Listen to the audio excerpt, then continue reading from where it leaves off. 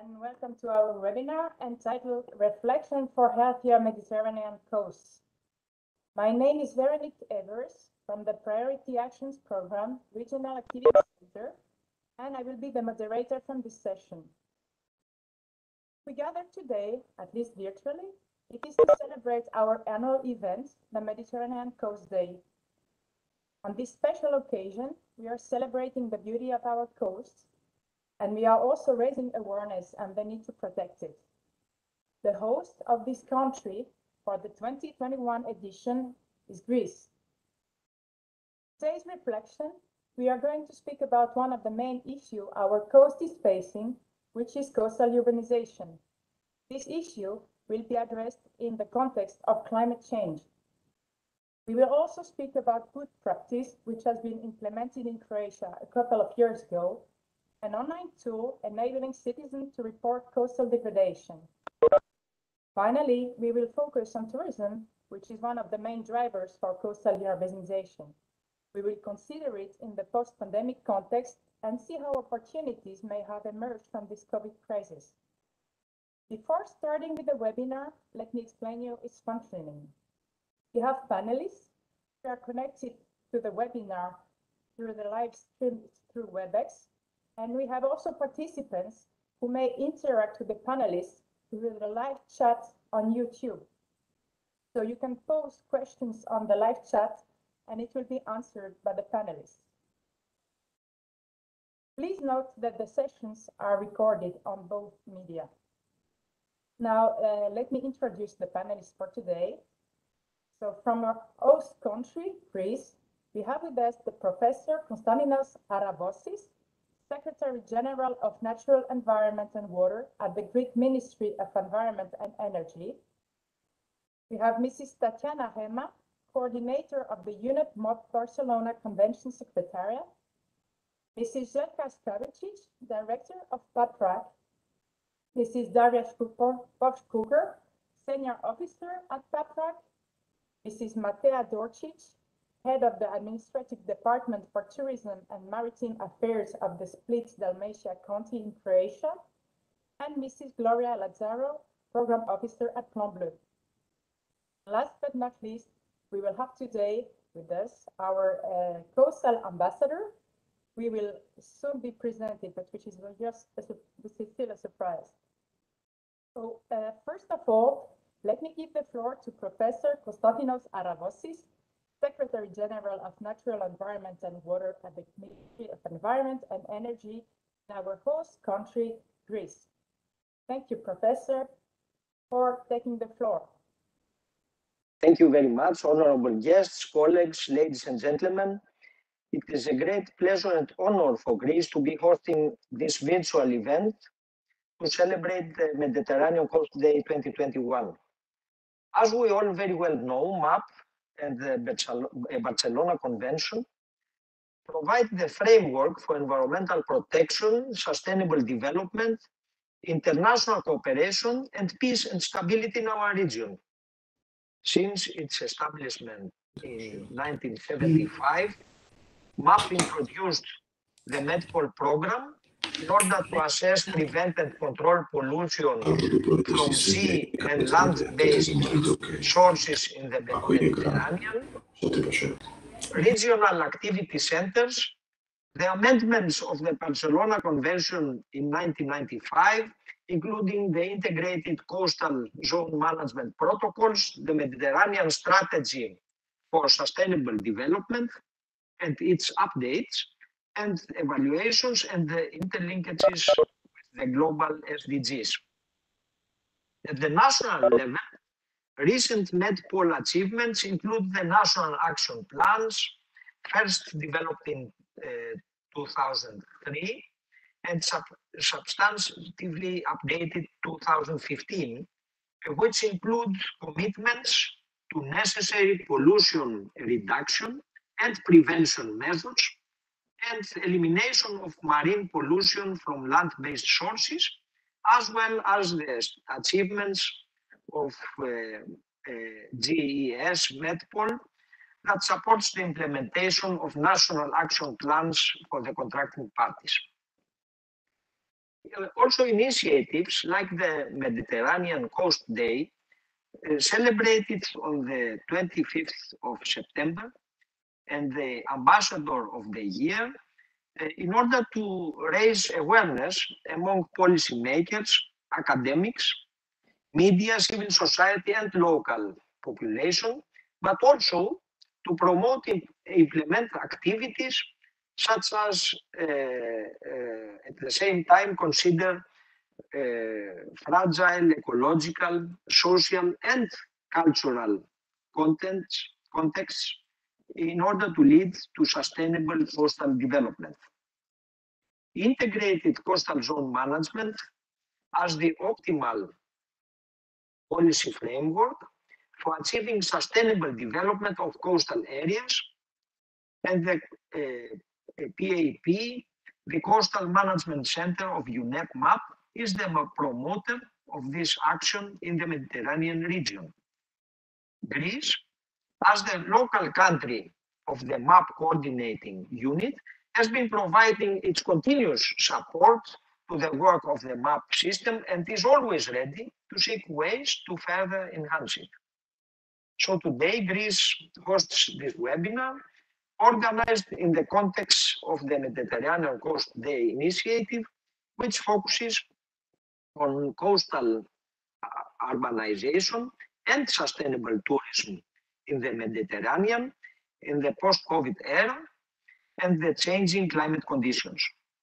Moreover, we are very happy for today's honorable presentation of the new ambassador for the efforts, the engagement, the motivation, and especially because it is important that young people really care, really make an effort, and thankfully really make a difference. Our warmest congratulations, and we hope not only in raising awareness, but also in following good examples and changing our everyday life habits.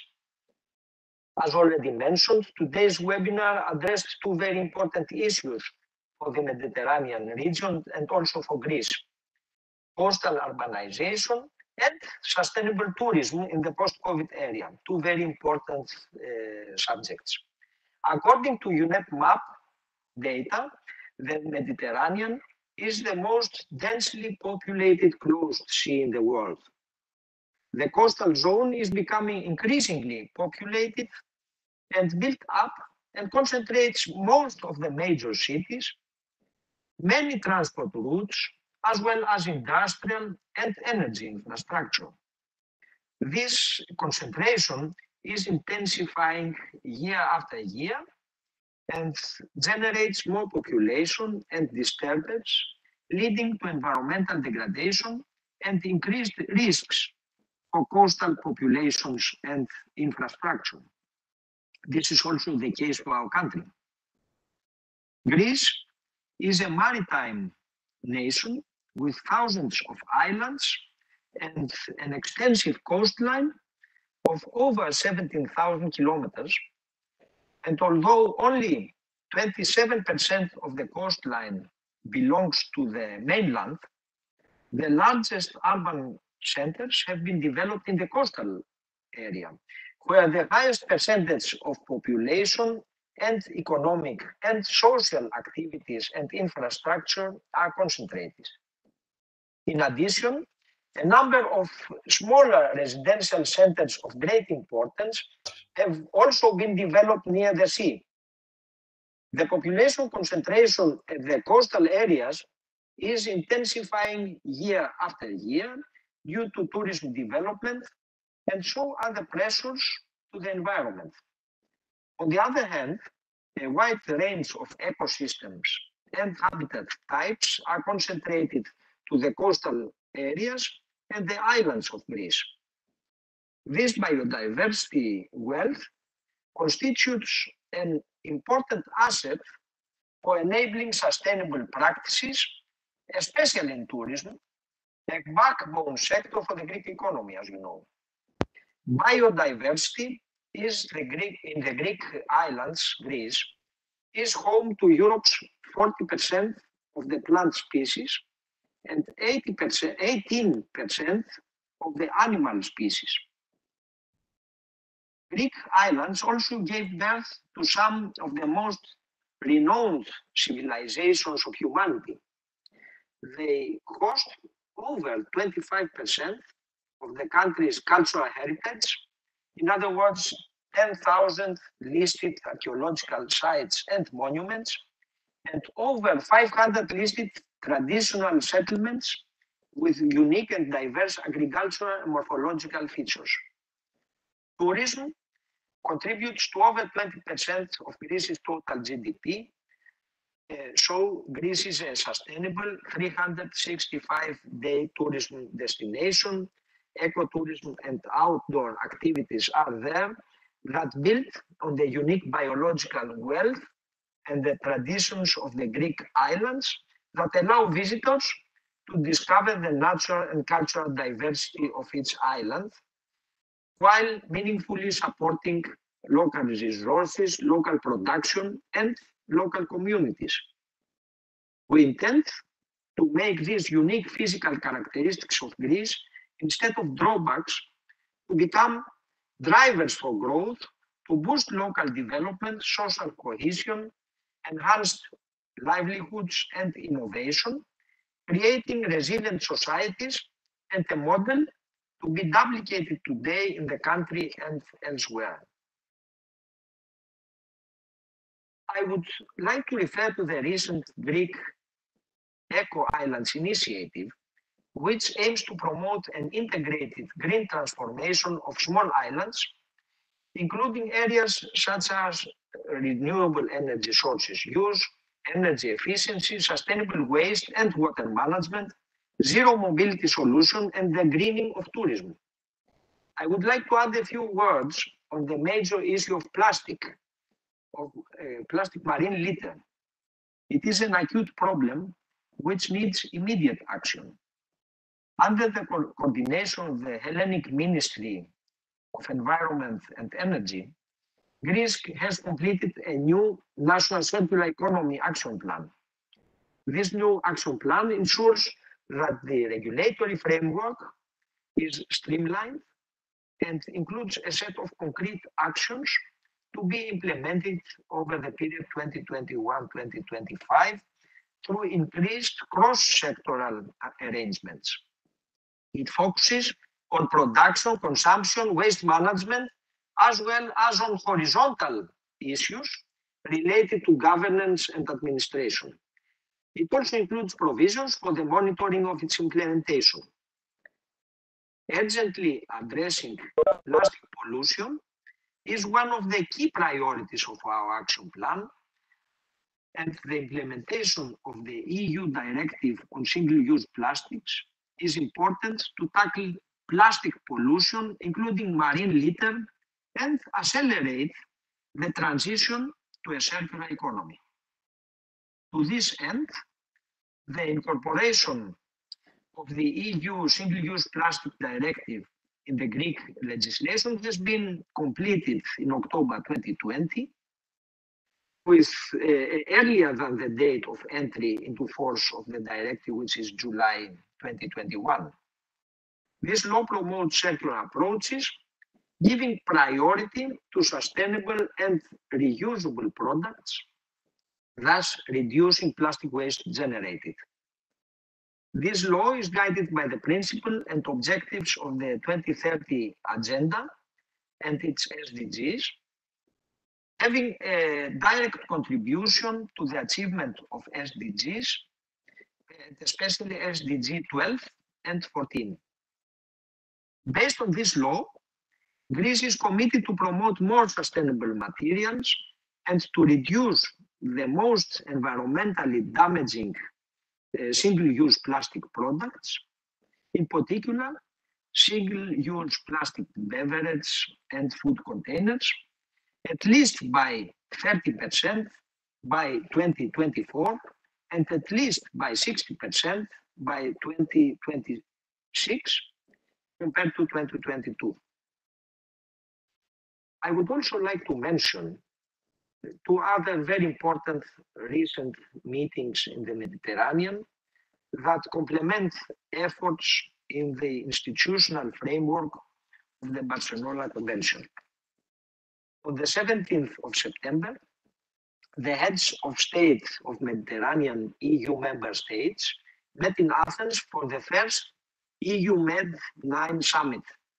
The summit included a special session on the environment and climate change in the Mediterranean and resulted in the adoption of an important declaration, the Athens Declaration on Climate and the Environment, containing crucial commitments at the highest political level necessary to tackle the escalating climate and environmental crisis and creating a safe, secure, prosperous, fair, and sustainable future for our societies in the 21st century, driven by circular economy patterns.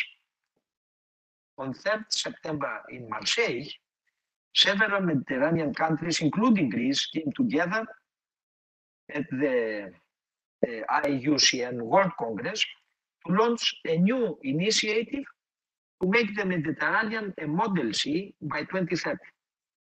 The ambitious actions foreseen under this new initiative and its 4 thematic axes align to a great extent with the work already taking place and scheduled to take place in the context of the Barcelona Convention system, creating an additional impact and impetus for a clean, healthy, and sustainable Mediterranean.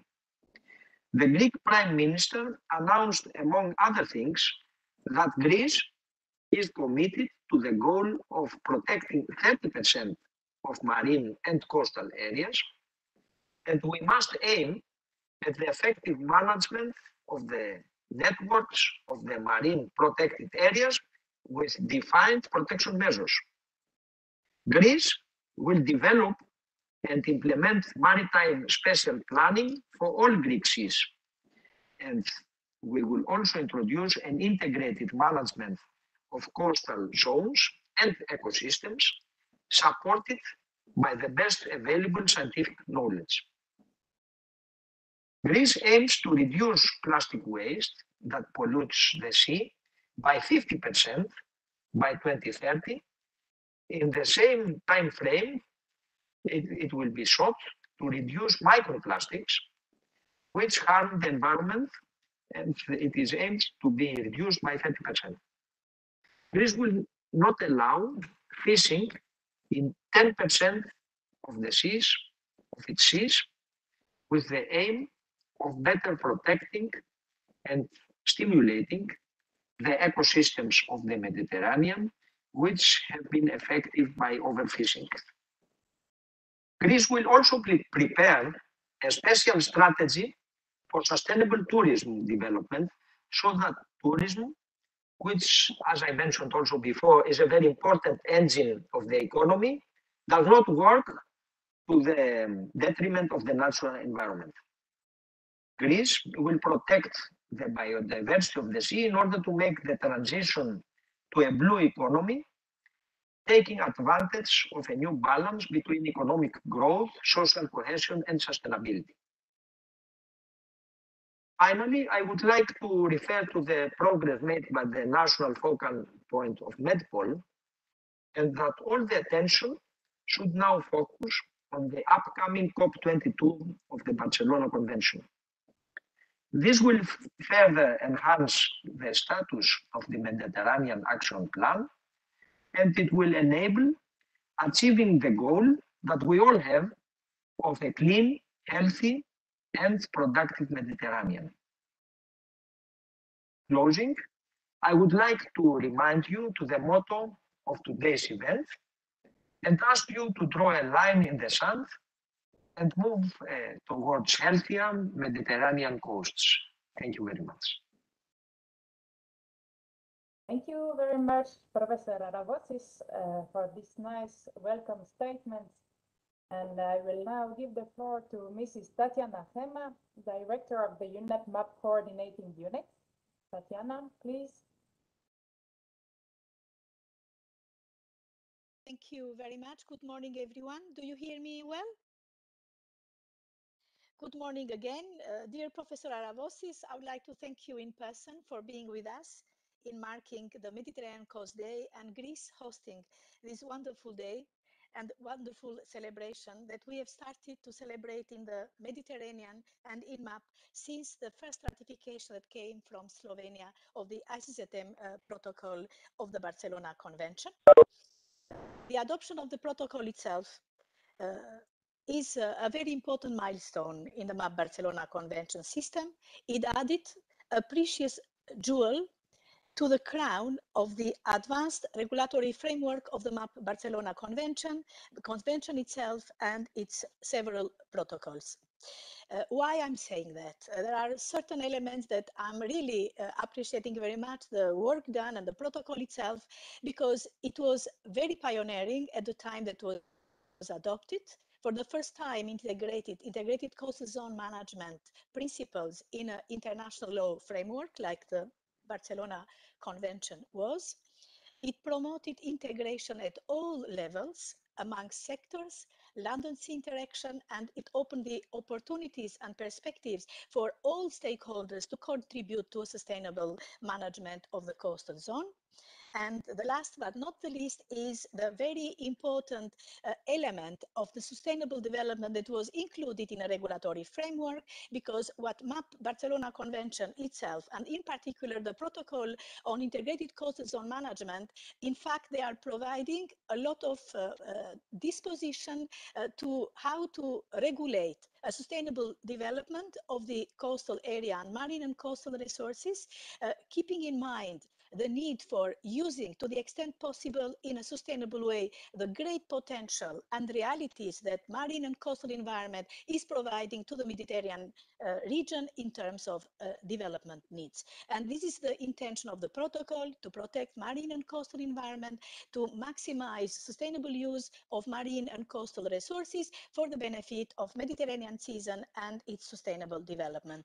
So this is why for us as MAP is very important. This protocol is very important, and we encourage very strongly all our contracting parties to ratify and take measures for its implementation.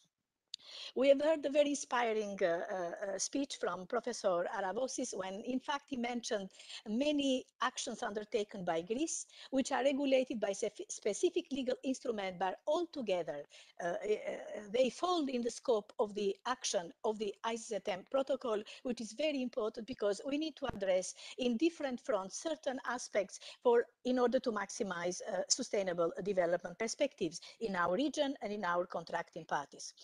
Another important element for the adoption of the protocol that is very much related to the way that we celebrate this day today is the participatory approach.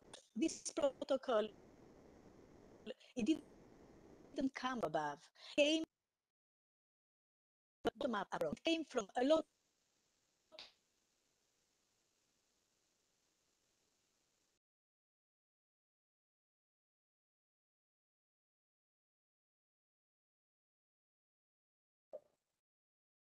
Looks we have some problem with the connection of Mrs. Rema. So I propose that Jelka says now a few words. Jelka Staric, Chief Director of PAPRAC. Please, thank you very much, Veronique. While waiting for Tatiana to, to come back, I would like to welcome you all and to thank you for joining us at this special day for the Mediterranean. Let me start by thanking Greece, in particular the Ministry of Environment and Energy, and Professor Konstantinos Aravosis, the Secretary General for Natural Environment and Water, for hosting this 2021 edition of the Mediterranean Coast Day, even if it is only in a virtual world, something that happens, unfortunately, for the second time in a row this year. The Mediterranean Coast Day has already become a tradition in the Mediterranean. For 14 years now, in late September, we meet to celebrate the beauty and importance of our coast and sea, to remind ourselves how lucky we are to be the citizens of the Mediterranean. But also we want to speak about and warn about problems and pressures that to which these gorgeous shores are exposed. For 14 years now, we meet to invigorate the dialogue on the theme of sustainability, to convey the message to decision makers, professionals, civil society, especially young people, that our Mediterranean is unique and precious, and that it is time to make a step change in our way of using its resources. Every year we focus on a very specific issue. This year we dedicate the Mediterranean coastal zone to the theme of coastal urbanization, with particular focus on tourism-driven consumption of the coast.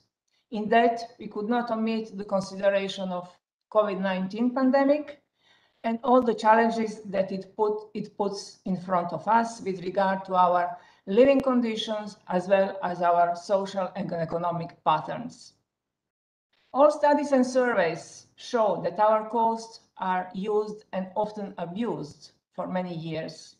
I'm not going here to go into details because the panelists will talk about that in their interventions. I will just ask all of us, is that reasonable? Is that what we should continue doing? Do we think of future generations? Do we observe climate change and sea level rise threats? Is the Mediterranean only the 3S tourism destination, or we can do better? What lessons could we learn from the COVID-19 situation? As we could hear from Professor Aravosis and from Tatiana, our MAP coordinator, the responsibility for strategic thinking is on governance. Within the Barcelona Convention, we have adopted, and the riparian states have adopted many policies, strategies, plans and programs, both at the Mediterranean and national levels, aiming at protecting the environment and also ensuring sustainability. But in the Barcelona Convention, we strongly believe that preparing and adopting those instruments is not enough. We believe that the role of the entire society is crucial to make them powerful instruments and to change negative trends. Therefore, the main objective of the awareness-raising campaigns as the Mediterranean Coast Day is to reach as large a number of people as possible, because a well-informed, highly aware and ready-to-act society is the best guarantee that things can change for better. To force politicians and decision makers to take those instruments in their hands, to look at them carefully and to act accordingly.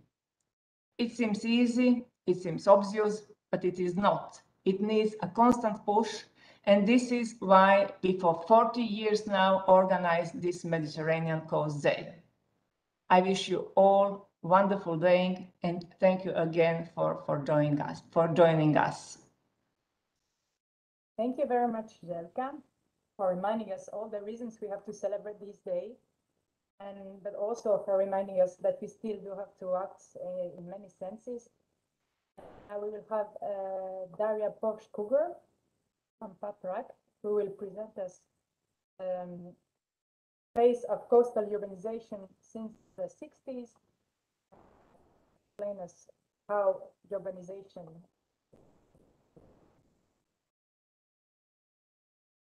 Thank you, Vero. Good morning, ladies and gentlemen, distinguished colleagues and friends. Let me take you to a travel in time to see the evolution of our coasts. Let's start with the night image. The night image of the Mediterranean Sea, taken by the NASA, and on which you can clearly see this golden ring of light that goes on around the Mediterranean shores. And when we see this map, which is showing the density, population density by administrative region, you can notice on this orange color the same what you have seen in the night image, concentration of population, of human activity along the coastline. And just a small reminder that water means life. And for every of these activity and of these settlement, we need water. There is a clear problem with the water resources around Mediterranean, but even with the richest countries like Croatia is in the water resources, we already today face the reduced quantities of water during the summer months. So we are poor in water in summer when we need it the most.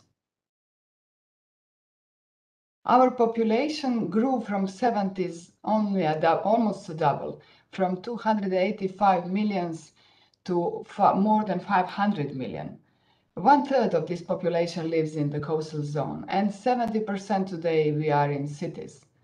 There is a big disparity between north and south, but on this diagram you can see that the population dynamics has stabilized long time ago on the northern shores, has stabilized also on the eastern shores, and in southern shores we still have a different dynamics.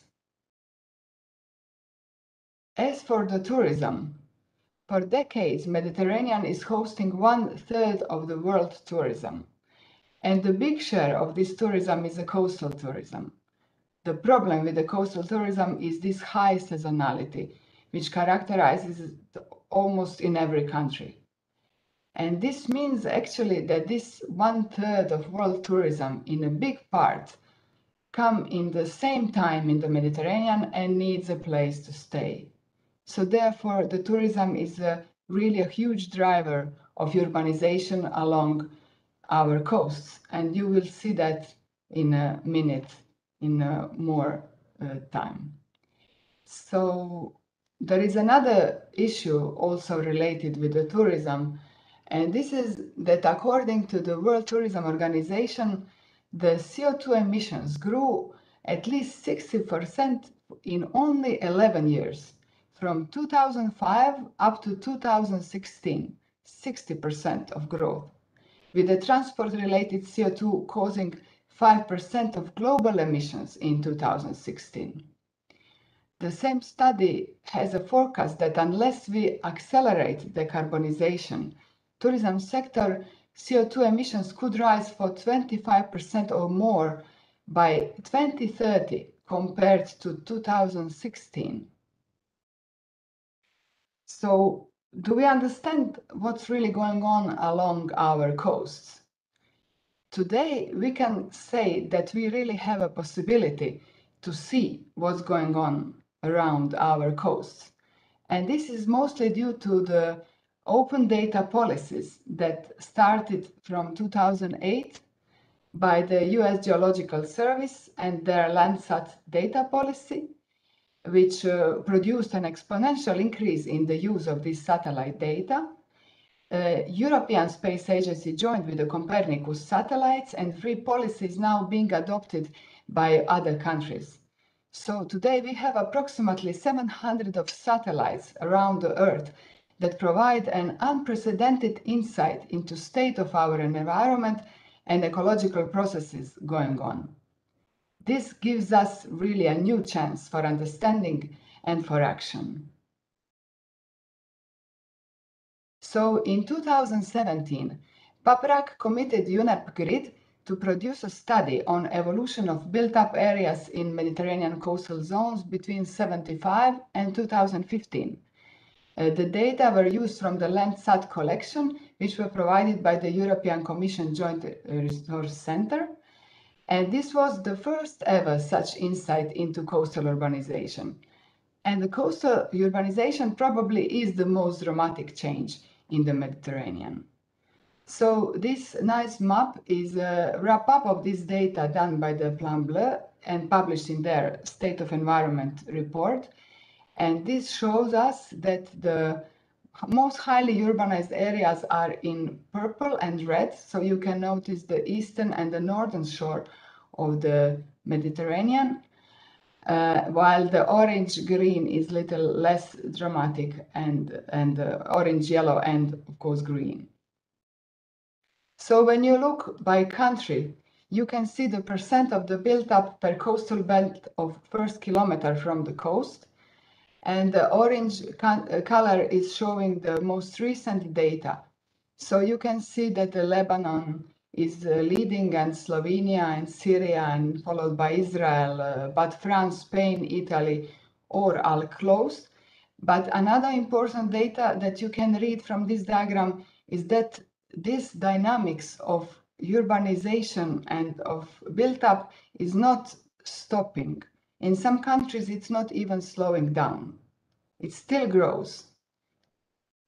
But this data, again, gives a new meaning when we compare it to the land covered by artificial surfaces on average. And we have it for the EU, which is 4.2%.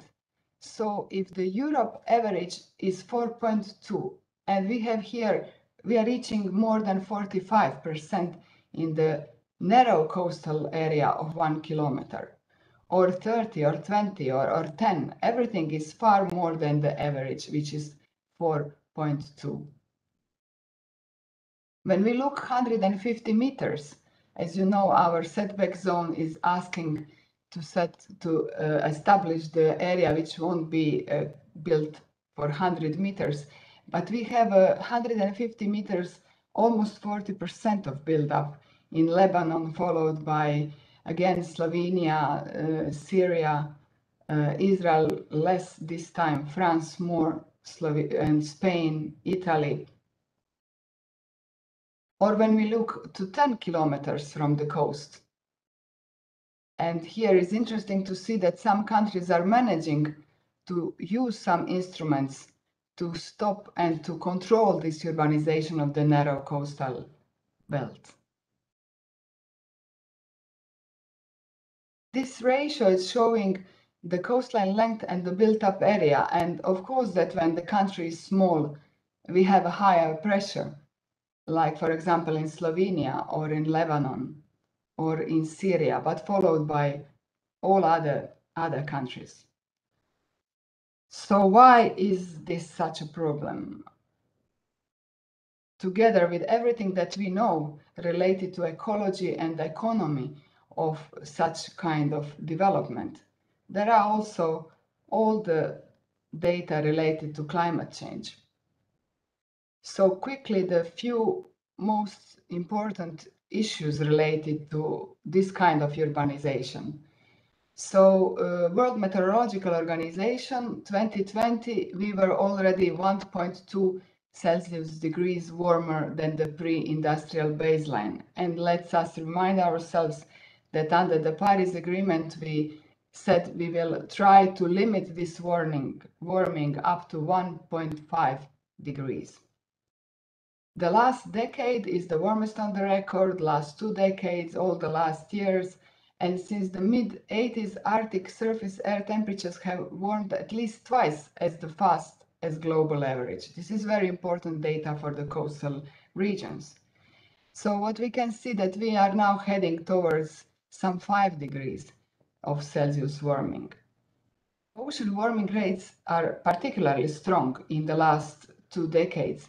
And more than 80% of the ocean experienced at least one marine heat wave. The globally sea level has been rising, and this rise is accelerating. So it is virtually certain that the global mean sea level will continue to rise. And relative to where we are now, we can expect up to 1 meter as we know today. But the recently published assessment report 6th of the IPCC tried to reconstruct the sea levels during the past warm climate periods. And it's really striking to see that the last time when the global temperature was likely to be up to 1.5 Celsius degrees higher than today, global mean sea level was probably 5 to 10 meters higher than today. And this was 125,000 years ago. And not even to say that when global temperature was likely up to 4% higher, Celsius degrees higher than today, global mean sea level was up to from 5 to 25 meters higher than today. And that was 3 million years ago. So the the speed of these changes is something that is particularly worrying. The sixth assessment report published many worrying data. And it's good to think about this because today we have the highest in at least 2 million years concentration of CO2. We have the fastest rate of sea level rise in at least 3,000 years. We have the lowest level of the Arctic Sea in 1,000 years. And also the glaciers are retreating in an unprecedented rate for at least 1,000 years. And to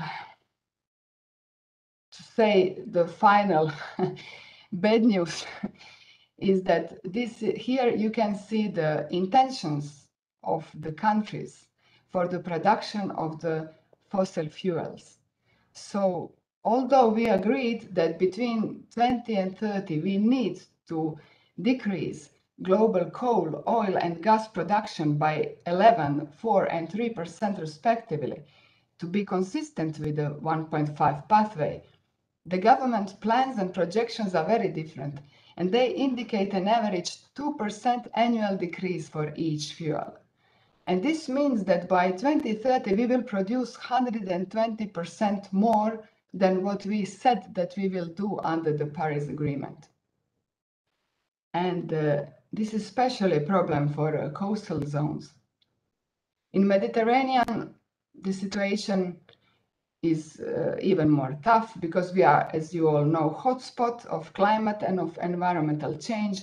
We have already established that we are 1.5 degrees higher than during the pre-industrial times. Mediterranean, such as the Arctic, is warming faster than the global average, and fresh water availability is to decrease, as I mentioned it on my first slide. These are mass mortality events which are growing in number. In the IPCC report 1.5 Celsius degrees, which was published in 2019, there was this diagram that I find particularly worrying, because here you can see impacts and risks for selected natural managed human systems. And the problem is where you see purple color. And as you can see, you see it with the warm water corals, followed by the Arctic region, and the next one is the coastal flooding. So you can see that this system is among the most troubled on our planet. And when you look the three that I mentioned, the humans are mostly around the coasts. And now we can talk again about the built-up area and the coastal zones of the Mediterranean. And we can think about the concentration of the tourism in the coastal zones and concentration of urbanization, which is so much higher than the national average. Because of that, coastal population definitely should become the main ambassador for climate action. Because if we don't mitigate the climate change, adaptation will hardly be possible. So we still can do it, but we have to change the way we do business, the way we produce energy, the way we build our cities, the way we move, and the way we feed the world. So for us in UNEP, MAP, and PAPRAC, our main tool is the ICZM protocol. This is a unique legal instrument. It is first as such, and it is a model for other seas. By today, it is ratified by 11 Mediterranean countries and the EU. And this article has its so-called flagship, this protocol has its so-called flagship article, article number 8, in which there is this requirement from the countries to establish the coastal setback zone where construction is not allowed, which will hopefully be at least 100 meters. And the same article also invites to avoid the linear coastal development and to preserve coastal ecosystems and landscapes. The objectives of ICZM are to preserve coastal zones for the future generations. Also to ensure that environment and landscapes are in harmony with economic, social, and cultural development. To preserve integrity of coastal ecosystems and landscapes, to prevent or reduce the effects of natural hazards, and to achieve coherence between public and private initiatives and between all the decisions at the national, regional, and local levels. All these objectives are really very closely related to coastal urbanization. Protocol is also inviting countries to prepare their national strategies and their plans and programs. We have prepared such a plan in 2015 according to the protocol, which was focused on the adaptation and the mitigation of climate change, and it was adopted in 2016. This plan was awarded in 2019 as the best Mediterranean climate change action among 28 projects that were presented. And since then, we have 3 more plans developed in Croatia. You will hear a little bit about one more after my presentation by Matea. And 8 more have been launched this year. And all these join to coastal area management programs, which were implemented for last 40 years, and where integrated approach was in the heart of these projects. Recently, Mediterranean Action Plan is also preparing its integrated monitoring program. And within this program, we have our ecological objectives, which we want to reach. Ecological Objective 8 is dedicated to coastal ecosystems and landscapes. And these are, as I mentioned already when I was presenting you the objectives of the ITZM protocol, it is to ensure coastal ecosystems health and landscapes health, to avoid urban sprawl, to secure balanced allocation of uses, and to secure coastal setback zone, to limit this linear extension of urban development, including transport infrastructure along our coast, and finally to provide the freedom of access to the sea. But the famous statement of the management expert is, if you can't measure it, you can't manage it. And because of that, we proposed indicators to follow the fulfillment of this ecological objective. And these indicators are length of the coastline subject to physical disturbance due to influence human-made structures, location and extent of habitats which are impacted by the hydrographic alteration.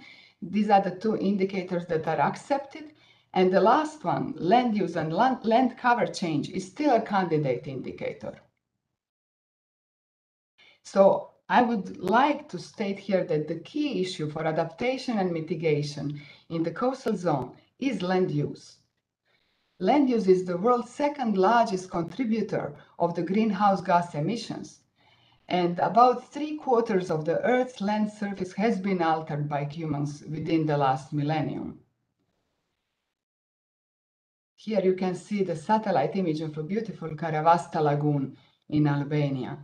And as I mentioned before, the Earth observation and the open data policy actually represents a major technological breakthrough.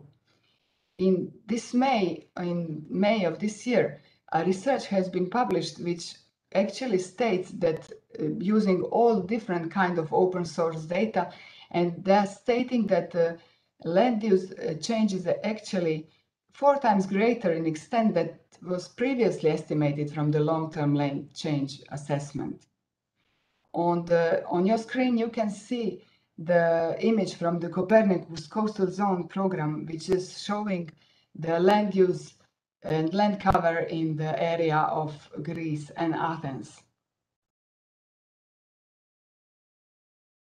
On this image, which is also a satellite image, you can see the change that happened in Venice Lagoon during the COVID times, when there was no traffic or people in nowhere.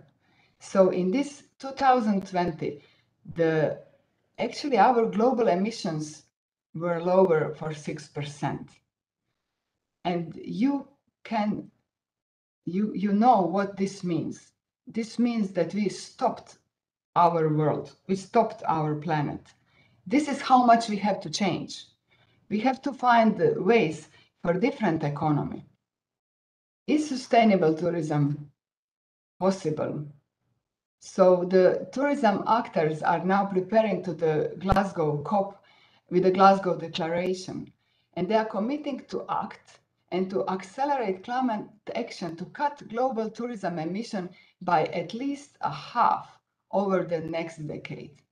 And it was 60% in only 11 years, and now we have to decrease by half over 10 years. So this is a radical change that is requested by the tourism. The actors are invited to sign this declaration and to prepare climate action plans, and also to measure, to decarbonize, to regenerate, collaborate, and finance climate action projects.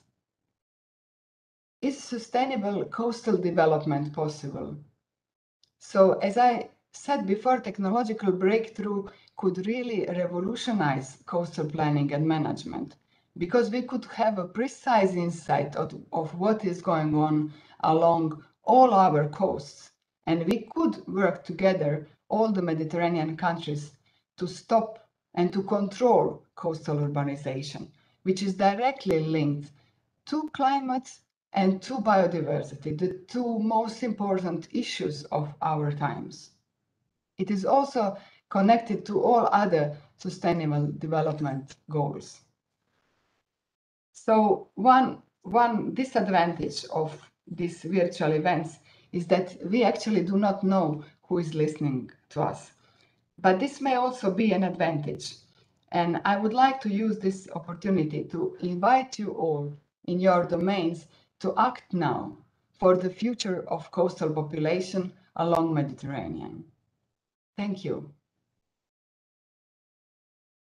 Thank you very much, Daria, for this presentation. See Tatiana Gema, our UNEP-MAP coordinator, is back with us on the webinar. We had some connection issue previously. I will maybe let Tatiana have a few more words.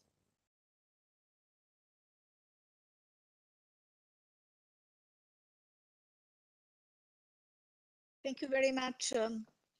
Veronica, I could not hear you very well. I thought that because of the little thing that happened with the connection, my apologies for that. Maybe I speak at the end, or you want me to continue my speech now? Okay, what would you prefer? Please, I will let you I'm at your disposal. I'll stay till the end of the webinar in order to conclude it. Okay, better, not to take time.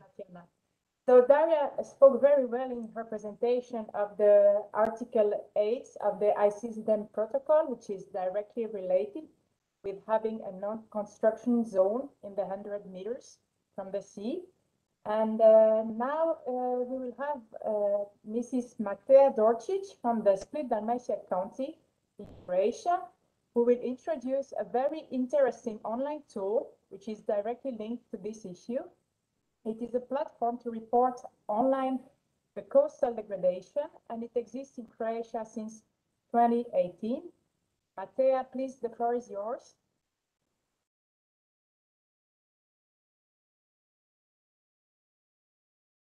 Matea, we can't hear you. Maybe you're muted.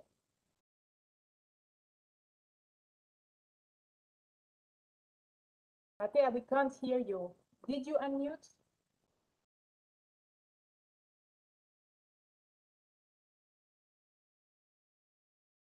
Okay, we have some sound issues.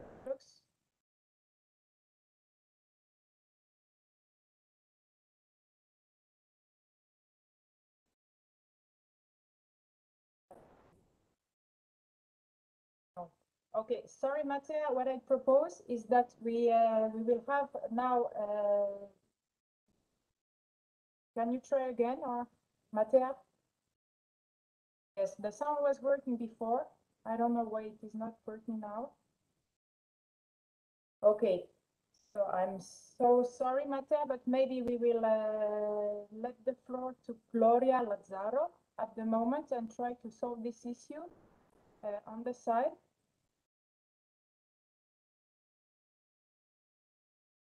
So, Gloria, thank you. Sharing your screen, perfect. Gloria, the floor is yours. Try to fix on the problem with Matea.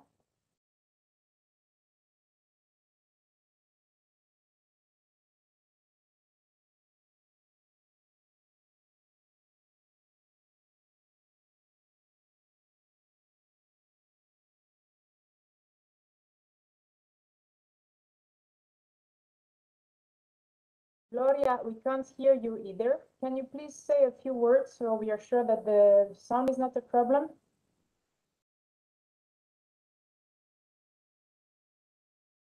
Hello, can you hear me? Yes, Yes, perfect. yes. Thank you, Gloria. Okay, thank you very much. Well, good morning, everybody, and thank you so much, PAPRAC colleagues and also the previous speakers for their wonderful contributions. I'm very happy to be today with you. And not only because today we are celebrating the Mediterranean Coast Day, but also the World Tourism Day. So to me, the Mediterranean Coast Day is an opportunity to be positive, to share good practices, to inform about what is happening in the Mediterranean, and also to raise awareness and to inspire to do more in the Mediterranean. So I will take the opportunity to talk about tourism. And first of all, I would like to explain, I don't know if it's working. Yes, I think that you are seeing the next slide. Just to say a few words about the Plan Blue. Plan Blue is a regional activity center attached to the Mediterranean Action Plan, which support the implementation and enforcement of the Barcelona Convention and its 7 protocols.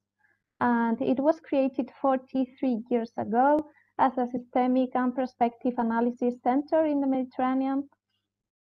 And it has as main missions to monitor the implementation of the Mediterranean strategy for sustainable development, to observe the environment and the development, to enlighten decision makers, to shape possible futures for sustainable development, to integrate climate change as a priority, now hosting the MEDEC Secretariat, to provide socioeconomic insights for the management of the Mediterranean resources, but also to support the transition towards a green and blue economy.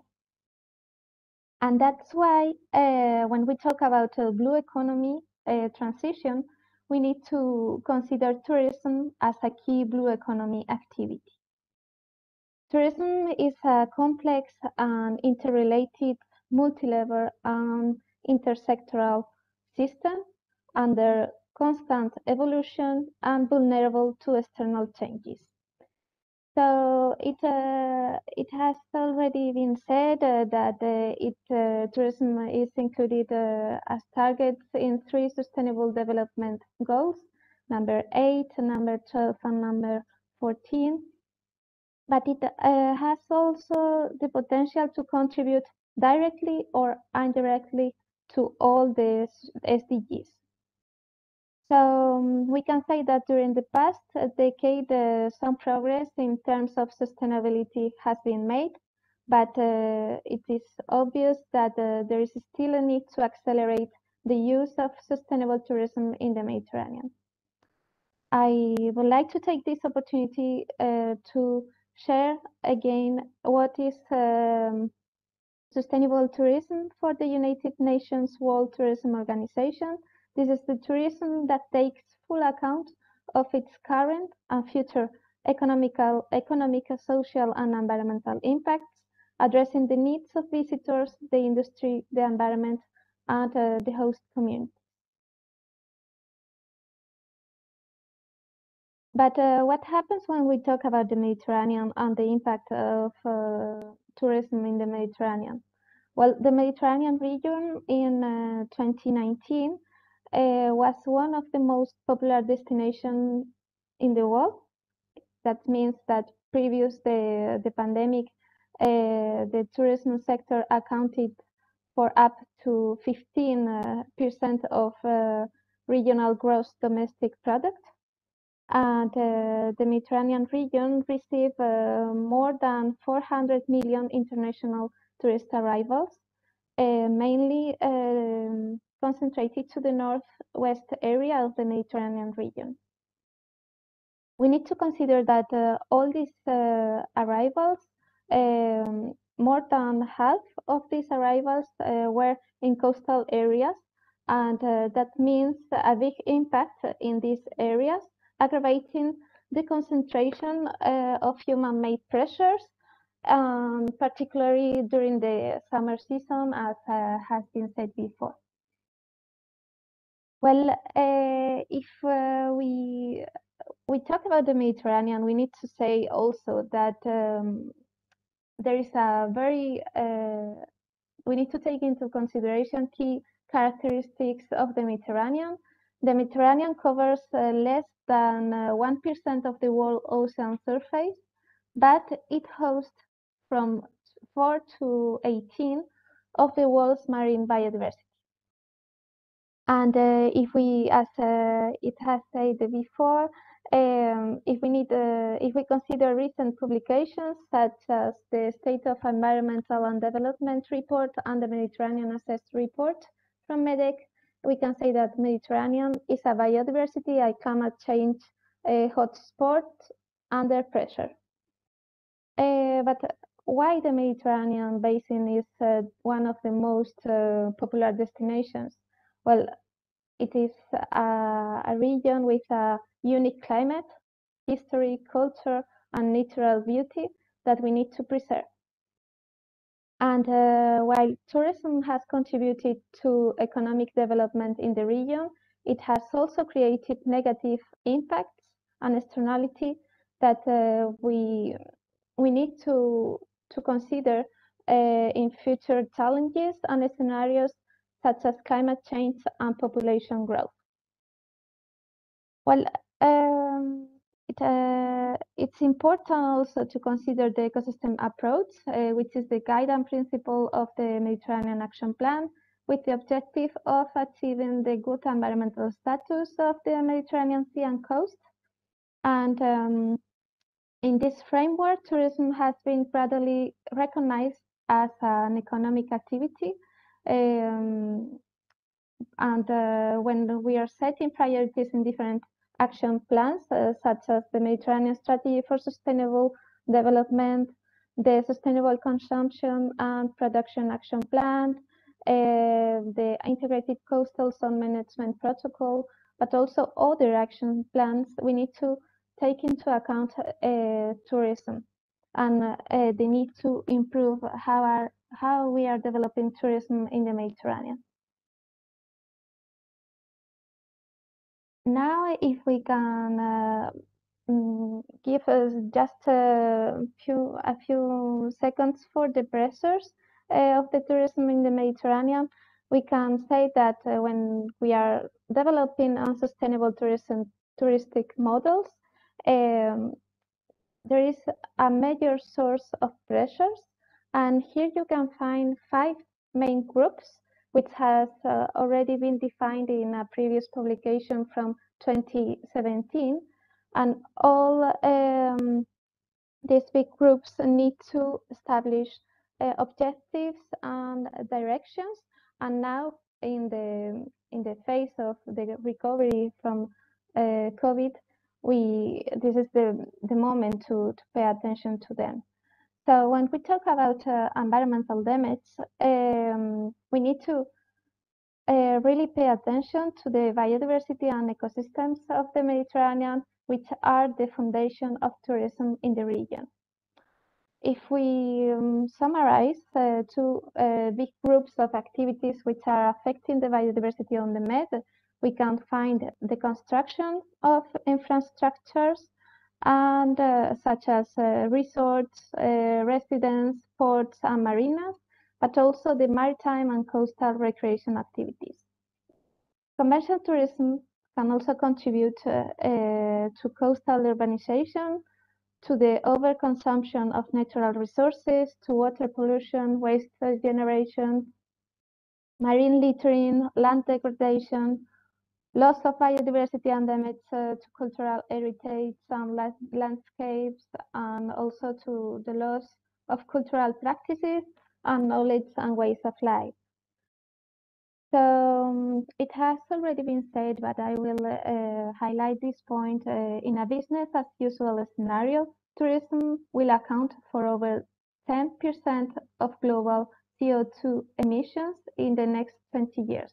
So we need to act, and later on I will share with you again the Glasgow Declaration, which has been launched last week and will be officially launched during the COP27 in November.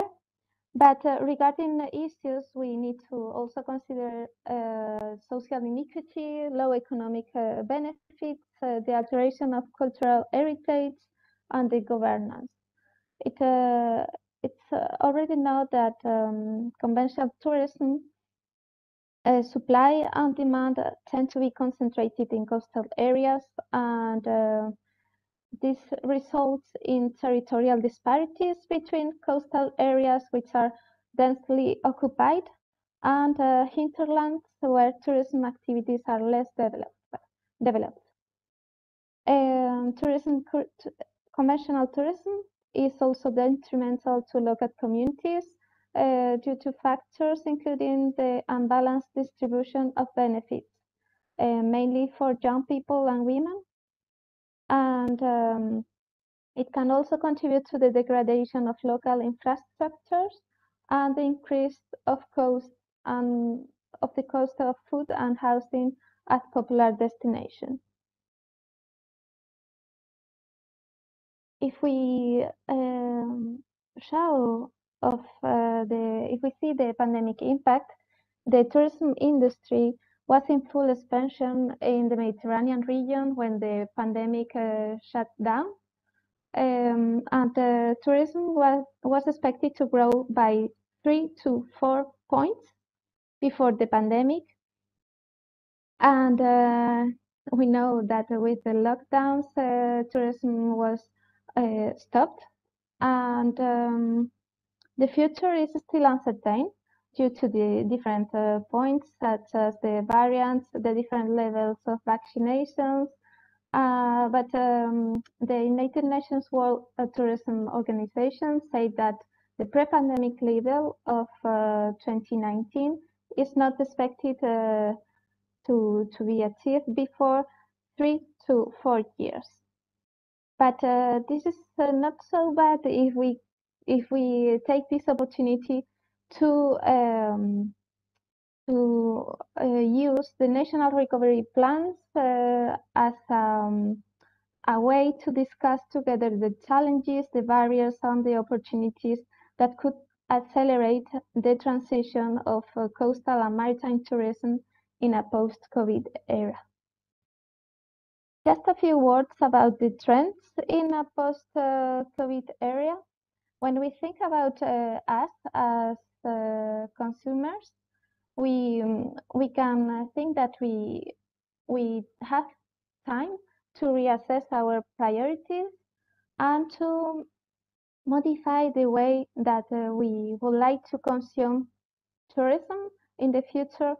For this, we can say that in general, consumers are becoming more aware of environmental and social issues than before the pandemic. For instance, personal well-being, air pollution, and human impact. There is also a strong preference for travel to closer destinations and spending more time, so slow travel, and discovering the authenticity of culture and places. In general, we will prefer and we will avoid over tourism and avoid also to be in contact with strangers.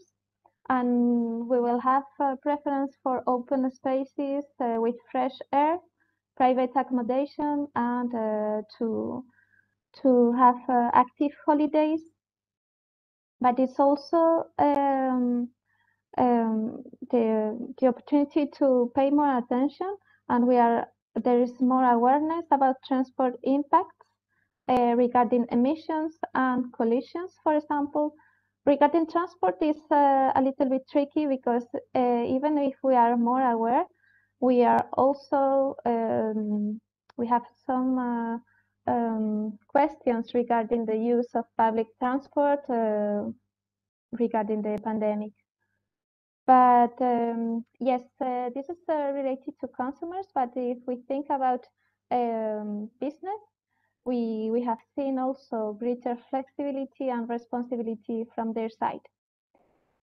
So even if the pandemic has created a dramatic situation, also offers us right now the opportunity to reinvent the tourism sector in the Mediterranean.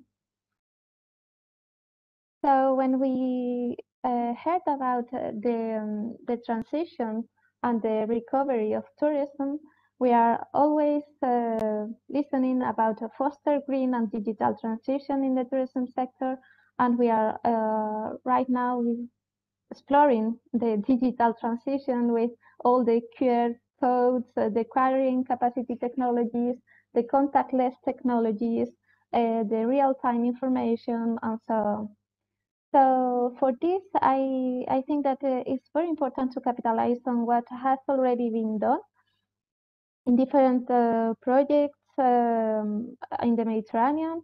And that's why I would like to share with you the Sustainable Tourism Community, which is an Interreg horizontal project, which has been running from 2016 and will be running until the end of 2022 with different partners around the Mediterranean and with 30 projects, which has been working on different areas, and this project has main objectives to mainstream the results at different levels, to enlarge the sustainable tourism community, and also to ensure synergies between the relevant Mediterranean stakeholders, including managers, policymakers, socioeconomic actors, civil society, and the scientific community. It has as main topics to enhance attractiveness and tourism offer. That means to offer alternatives to mass tourism, to sand and sea, taking benefit of local regional resources such as underwater heritage, culinary heritage, ecotourism in protected areas, Mediterranean mountains, fishing tourism, cycling tourism, etc. But also addressing tourism pressures, reducing the impact of tourism activities such as water consumption, waste generation, management of tourist flows, and paying attention to the circular economy, and also developing indicators and tools for planning and to support integrated planning. This project has developed different outputs, such as thematic papers, thematic fact sheets, policy fact sheets, and more recently, the first version of the catalog of outputs with 40 outputs from the community, which I invite you to look at this, to explore this, and it's also participating in different events to share all this knowledge.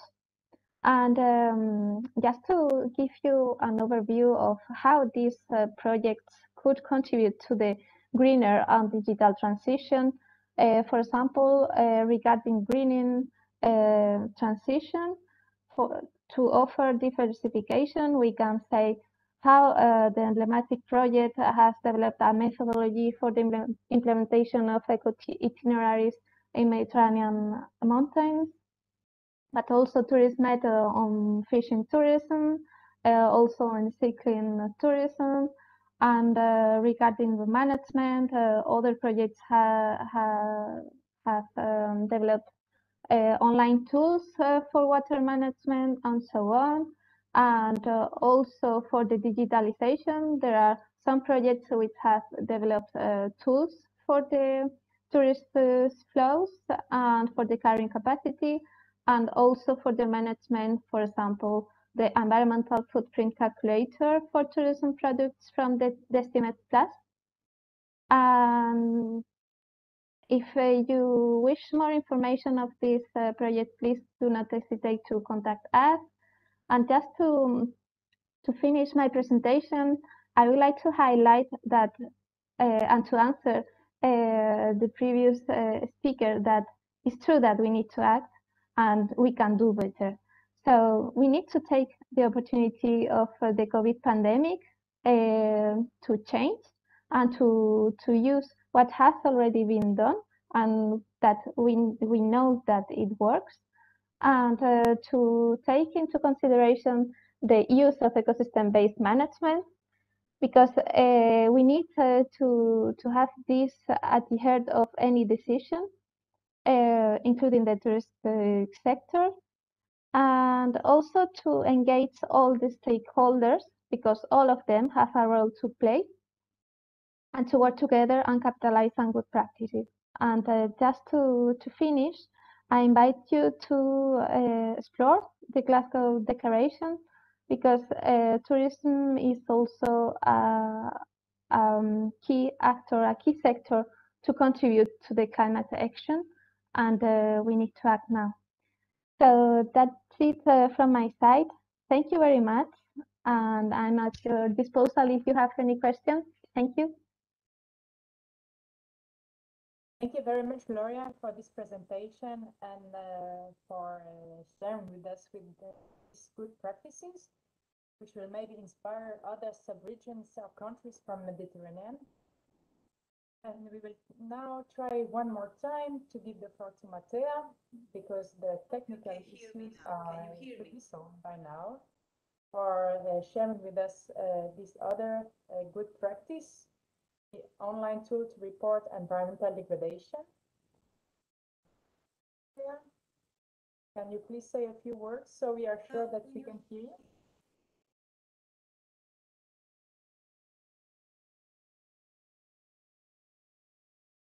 Yeah, are you unmuted?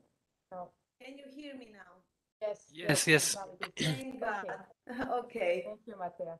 Hello, ladies and gentlemen. It's a great honor and privilege to be today here with you celebrating Coast Day.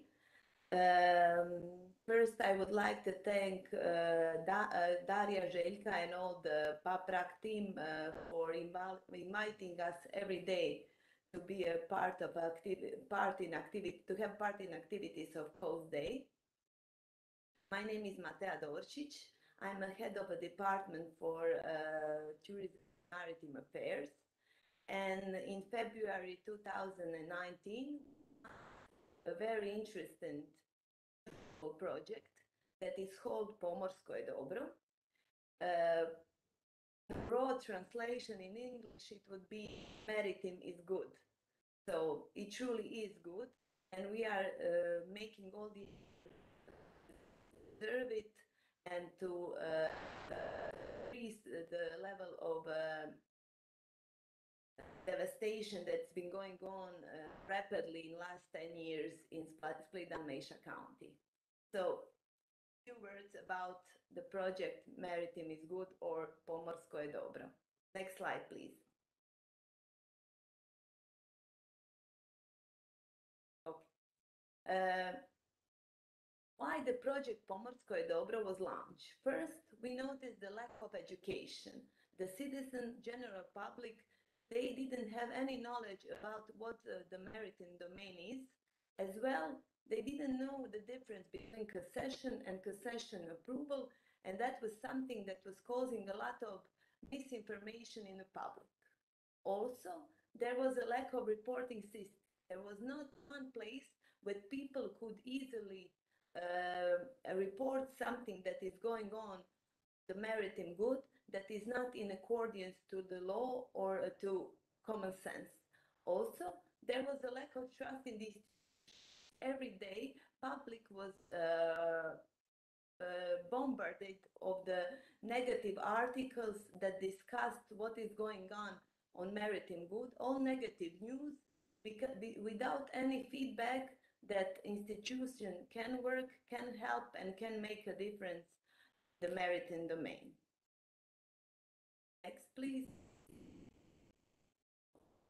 The goal of creating web portal Palmerscoidobra was first to achieve two-way communication with general public, to encourage citizens to apply and to give them enough information and encourage them to make applications if it's necessary, and also to support the institution in acting of the maritime domain. How is the system, how is the reporting system web portal organized? It's very easy. There is a web page on which you can do clicks, you can easily online report devastation, which we have 5 different categories of the domains of maritime devastation, and you can choose which one do you consider suited. If it's none, there is one special kind of category that is others, that is directly for Department of Tourism and Maritime Affairs, and then we send it to the necessary institutions in charge.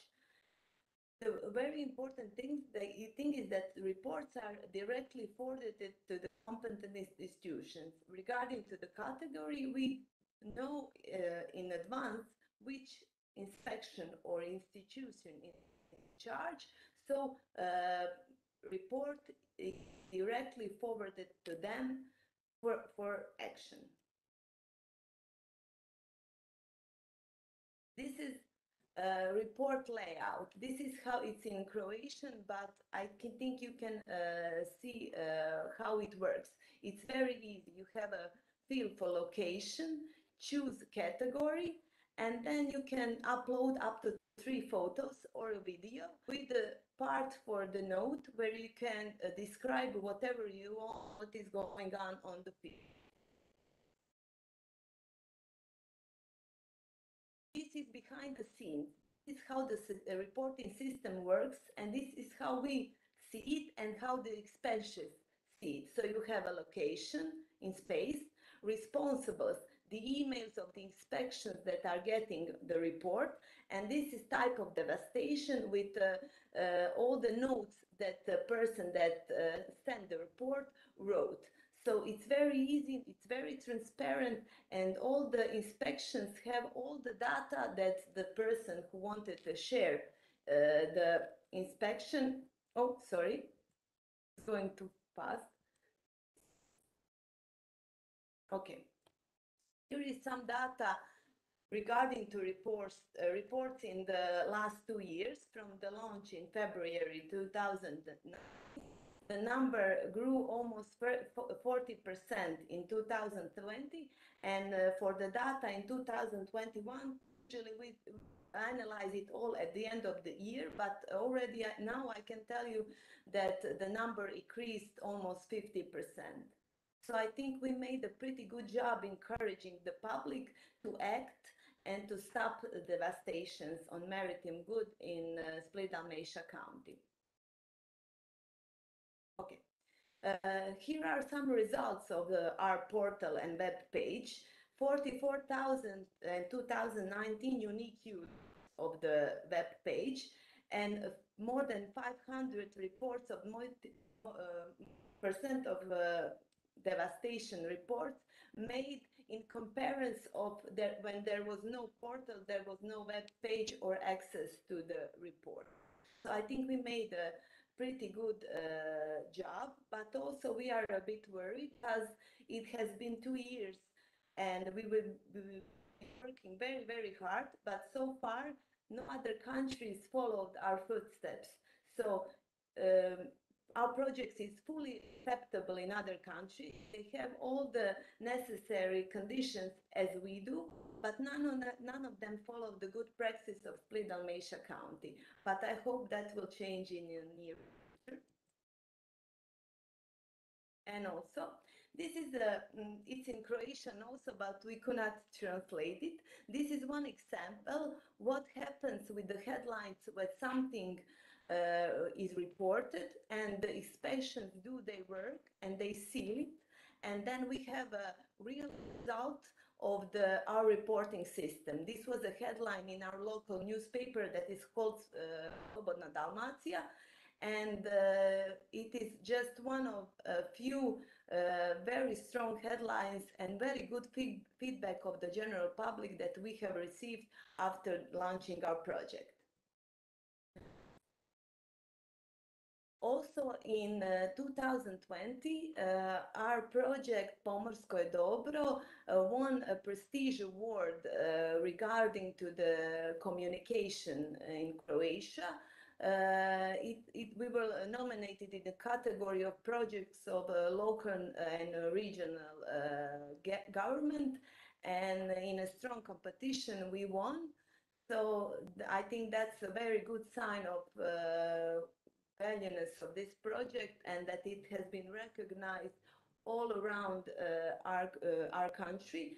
But so far, as I mentioned before, nobody followed, but I think that maybe they are not just ready yet to develop this kind of a system, but when they get all the necessary good practices, and when they see how many things then change in Split Dalmatia County thanks to this webpage, I think they will change their mind and go in the procedure of creating their own kind of Palmerscoidobra. Next, please. Also, this year we went one step further, and we developed a geoinformation system for maritime domain in Split Dalmatia County. That is a kind of a system that in many layers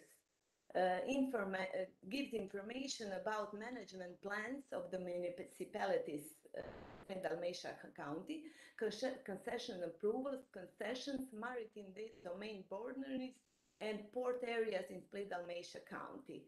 Now on the next slide, you can see how it works. It looks very simple. With one click, you can enter the information system in our web page, Palmerscoidobra, and there you have all kinds of layers and all kinds of data.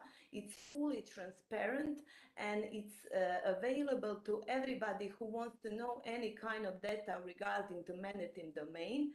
It has also documents regarding giving concession and concession approvals, the firm that is using maritime goods, what is it given for, with all the quantities of any kind of meanings that can be given to somebody, physical, private or physical person, on maritime good, and all the obligations, but also the duties of the one who is using maritime domain in some kind of financial sense. So I think we are the first one in Croatia to make this kind of a unique system with all the data from the smallest to the biggest concessions and concessions approval, everything about borders of maritime domain in our county. So I think this is a huge step. This is the future, and I think we are in the trends with other Adriatic countries, and even more, because we are going on a full transparency model, because we want our citizens to, in any day, to have it all on their cell phones and within easy access, and to if they go on a beach and they are not sure if somebody has to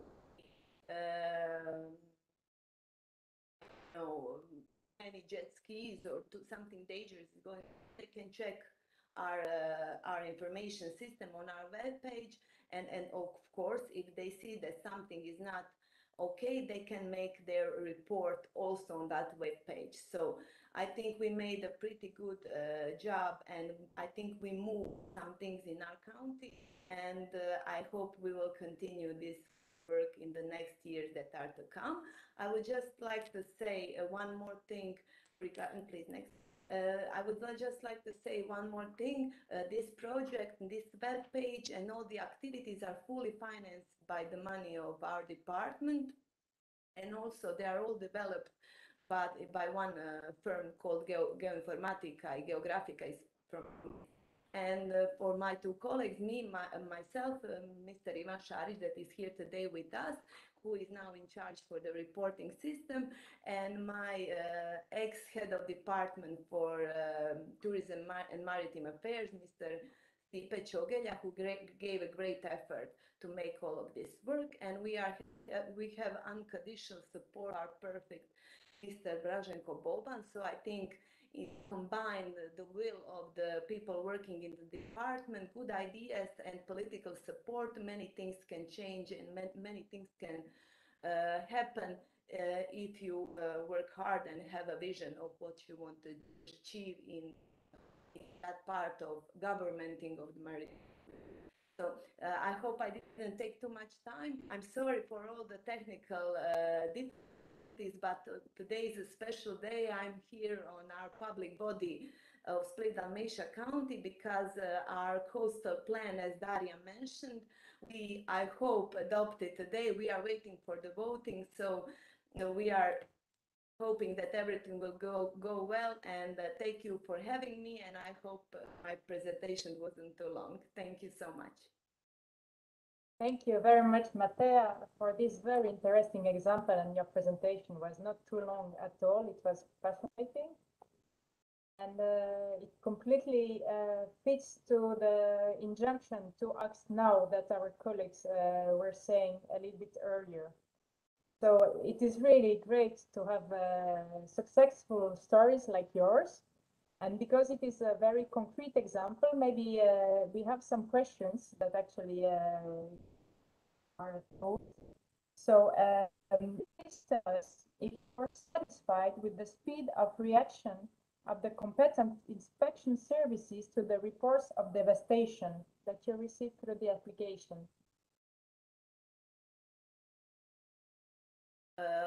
Of course, we are not satisfied, but we are very aware that there are many complaints and that just a few people working in inspection on the part of the maritime domain.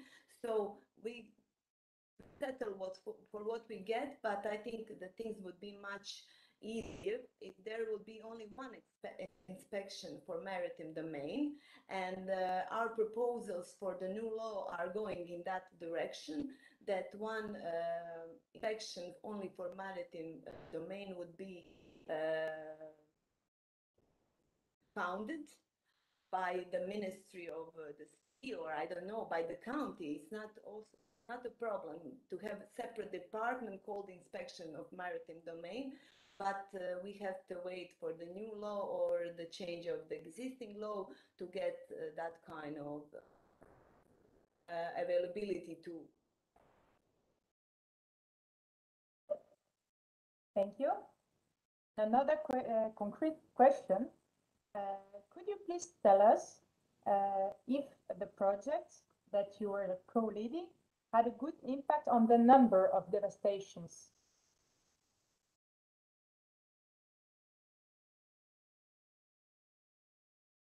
I think it had a great impact because people now who plan to take action on devastation of maritime domain, they know that somebody is watching, that everybody has a cell phone, can take a picture, can report you anonymously, and you will be in the system. So I think it had an effect in that way, that people think twice maybe before they do something bad. Thank you, Matea. I think it is really very inspiring to hear about those examples. And it will be now time that we are all waiting for, that Željka is going to announce our new ambassador for the coast 2021. So please, Željka, take the floor for these big moments. Thank you very much, Veronique. So, as you probably know, every year, PAPRAC honors one of the persons, or I would say personalities, that who contribute significantly to the improvement of environment and also of our life conditions on the coasts of the Mediterranean. This year, we have a great pleasure to give this honor to a very young person who is also already very well known all around the Mediterranean. It's our young but very enthusiastic Greek friend, Lefteris Arapakis. Lefteris, it is my great pleasure to give you this honor, and I hope that very soon I will be able to give you this plaquette in person. But for the moment, this is how it is, and I hope we shall be meeting very soon. Lefteris is a co-founder of Enalea, a social startup aiming at improving the sustainability of marine ecosystem. He is very much involved in cleaning the Mediterranean Sea from waste. One could ask why during the Mediterranean Coast Day, which is dealing with urbanization, we give this prize to somebody who is working mostly on cleaning the sea from the waste.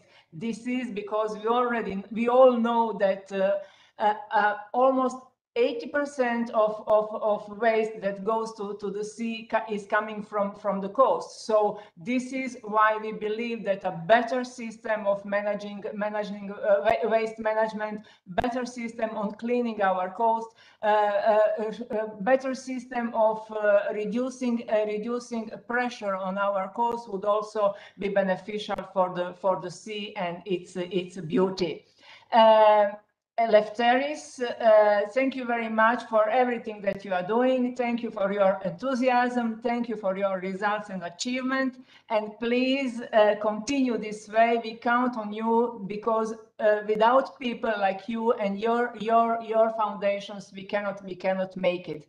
I give you the floor, and really I hope to see you soon, either in Greece or here in Croatia. Please come to visit us as soon as you can. You will be most welcome. Lefteris, it's to you. Thank you very much for this award. I hope that you can hear me and the connection is good.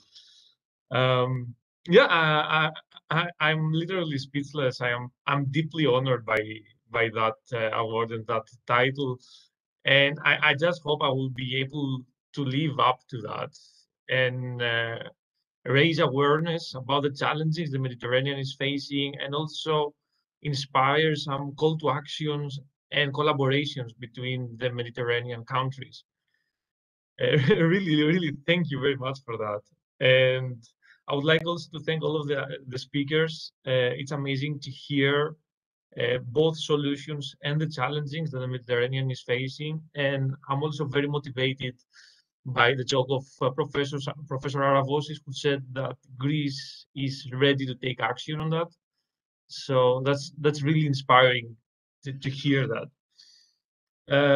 Yeah, I think a few years ago, or even a few weeks ago, I would never thought that I would be able to speak to you today. It's really a great honor, and you know, I would never ever thought that it would be in this state right now, that we will have like a widespread cleanup through fishing communities in the Mediterranean Sea. A few years ago, we started just to create jobs for young unemployed people in Greece because of the economic crisis. We started making a fishing school and creating jobs. And then I saw firsthand, the problem that the Mediterranean is facing because of plastic. The fishermen were collecting in their nets so much plastic bottles, plastic bags, refrigerators, washing machines, and they were just throwing it back in the sea and saying plastic is not our problem. So we were able to organize them, motivate them, and actually currently more than 28 fishing communities among the Mediterranean, around 1,200 fishers, men and women, are collecting thousands of kilos of plastic from the bottom of the sea, plastic that then is integrated into the circular economy.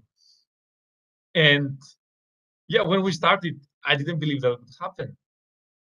And I'll give you an example. When we started our first port, the recycling company there, they didn't expect that the fishermen would participate in a project like that. So when we asked for the recycling container, they brought us a small bin, like the ones you see in the street.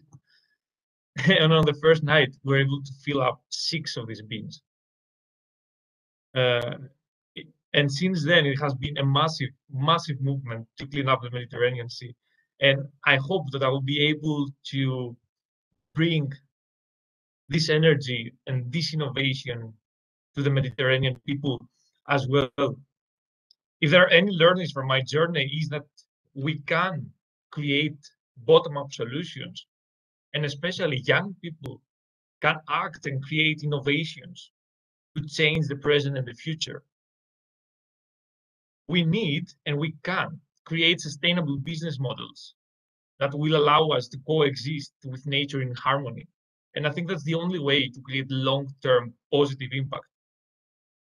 The Mediterranean currently is facing so many challenges, but often we forget that it's not only the nature that is under threat, it's also the human societies.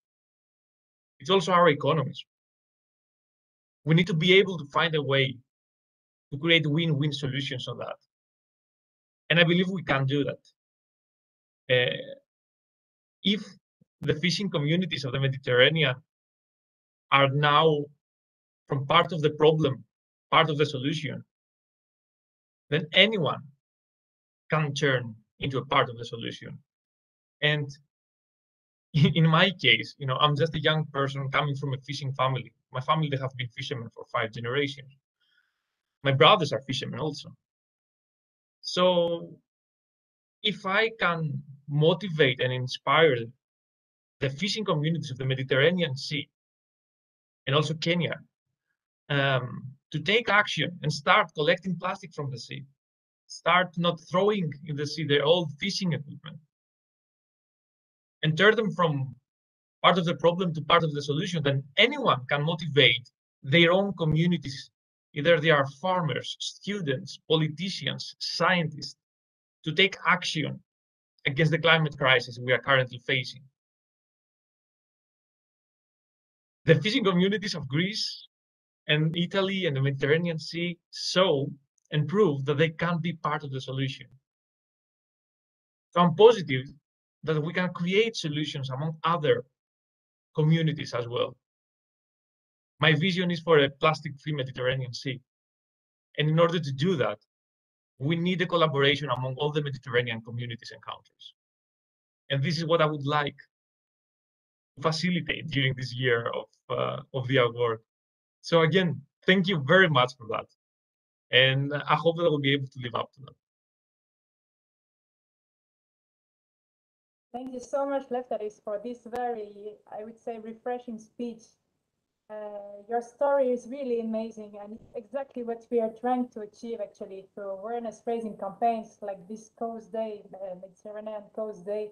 And we are truly, really honored to have you as our ambassador. And we are thrilled on the idea that we will work together for this awareness-raising. I will now invite Mrs. Tatiana Hema to say a few more words. Please, Tatiana. Thank you very much, Veronique. And again, my apologies that I could not conclude my opening remarks at the beginning. But again, yeah, I also had the pleasure to listen to all presentation made, an intervention, and maybe I would say some additional word in addition to what I planned to share with you in the opening.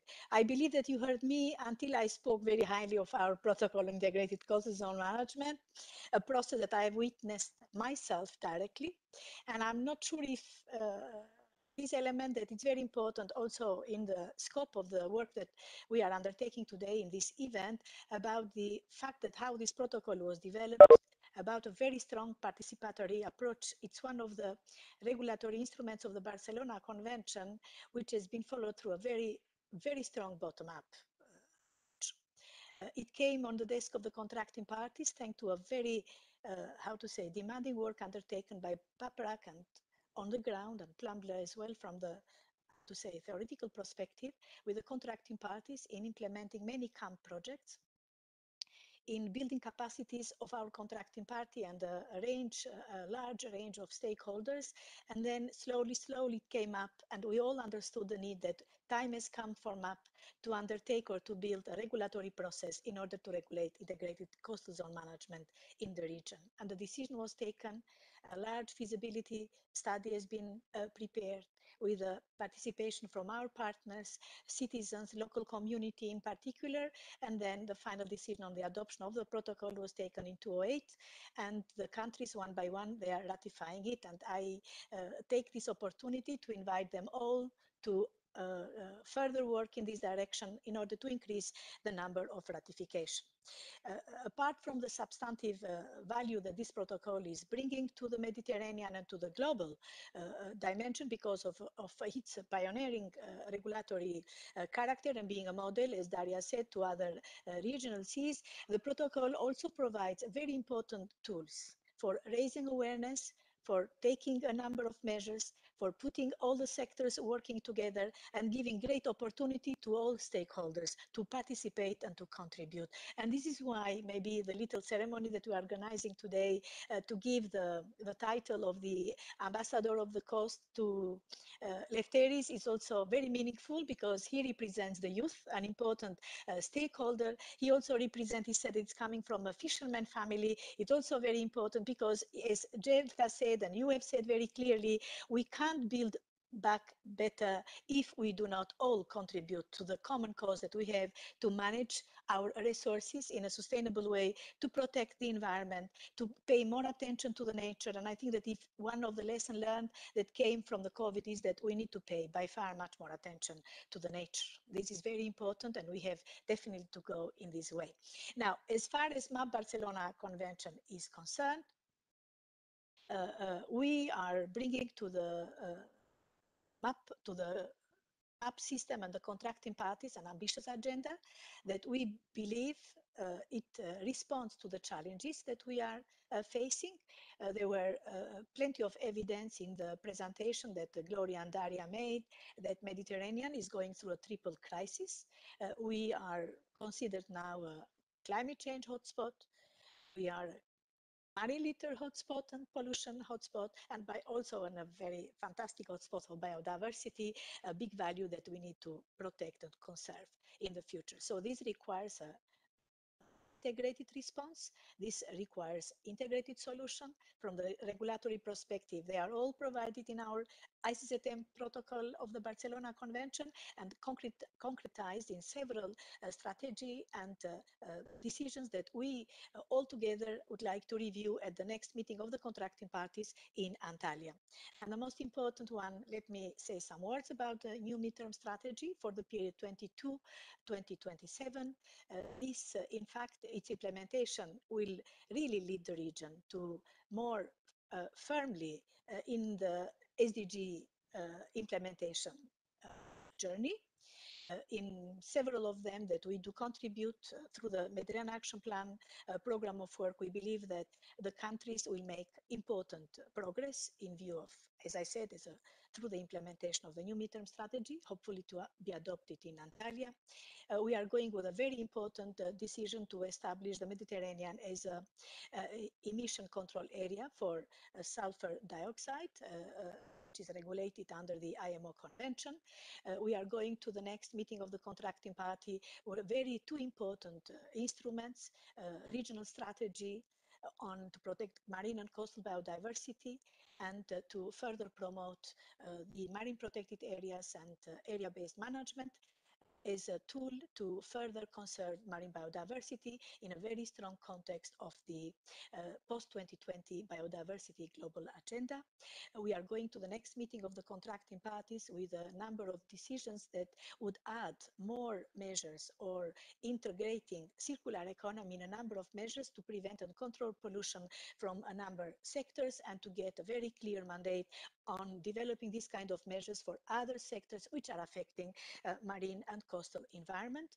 We are going to the next COP also with a proposal on how to promote sustainable business, and the example of Lefteris. Then they started with the intention of how to find, to give opportunity to young people to do some work and to have green businesses, and then ended up at the end being very strongly related to the protection of the environment. And this is something that we'd like to put to the attention of the COP, to take a decision on how to promote this kind of businesses, to promote growth because it's our duty, but also considering very strongly environmental protection and in particular marine and coastal resources. So all this packet that is going to the next meeting of the contracting parties, we believe that is a response that we as UNEP-MAP would like to give to the region for in our journey to build back better, considering very strongly the impact that COVID-19 left in our life, in our health, in our environment, and in our economies. So let me congratulate Lefteris for the title. It's not just an honor, it's also a responsibility, and we count very much on your to continue your activity in doing what you are doing, but also putting this, what you are doing, in a much larger framework that we as UNEP-MAP have been working together with the parties in implementing Barcelona Convention, in implementing IZM protocol, in implementing the regional plan on marine litter, which does have very strong measures in supporting the work that you are doing. I would like also to thank very much Željka and the coordinating unit and the colleagues that participated in this event.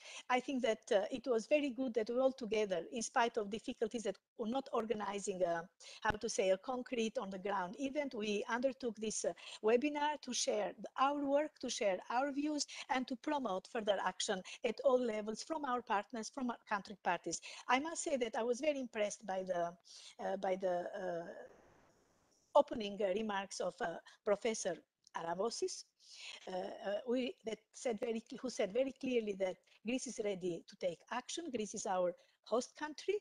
It's very important for us that they really undertake and play a leadership role in the region, and we are very keen in supporting them in this very important journey.